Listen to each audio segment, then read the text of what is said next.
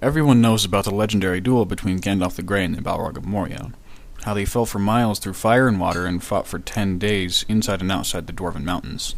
Maybe you've heard of the flame and lightning that they hurled at one another and how it was so intense that people below thought a massive thunderstorm was attacking the peak they battled on top of.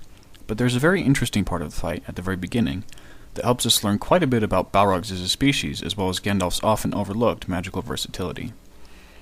So, the Fellowship has just fought off an orc attack and is escaping the Chamber of Mazarbul. Gandalf stayed behind at the giant chamber gate. Suddenly, at the top of the stair there was a stab of white light. Then there was a dull rumble and a heavy thud.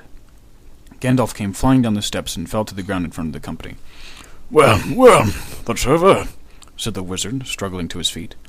But I have met my match, and have nearly been destroyed. Something happened there the movies failed to show. Fortunately, after an hour of running, Gandalf explains what happened as he stayed behind to guard the door. I found myself suddenly faced by something I have not met before. I could think of nothing to do but to try and put a shutting spell on the door. I know many. Then something came into the chamber. I felt it through the door, and the orcs themselves were afraid and fell silent. It laid hold of the iron ring, and then it perceived me and my spell. What it was I cannot guess, but I have never felt such a challenge. The counterspell was terrible. It nearly broke me.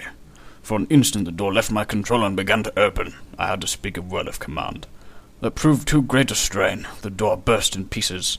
Something dark as a cloud was blocking out all the light inside, and I was thrown backwards down the stairs. All the wall gave way, and the roof of the chamber as well. This is the most specific explanation of Tolkien's magic system we ever get, and although it's brief, it shows us a lot.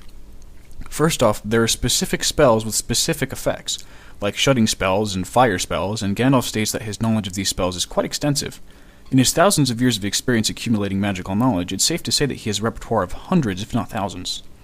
Next, counterspells exist. This likely ranges from specific anti-magics to general wards and shields, which means that Lord of the Rings wizards, although generally less obvious about it, have similar versatility to Harry Potter wizards. And remember who cast the counterspell? The Balrog. So, yes, this 25-foot-tall corrupted sun spirit is a magic user on the level of Gandalf the Grey. But wait! This passage is also the only place in Lord of the Rings where the Hobbit that mentions the words of command, the nature of which can be figured out through context.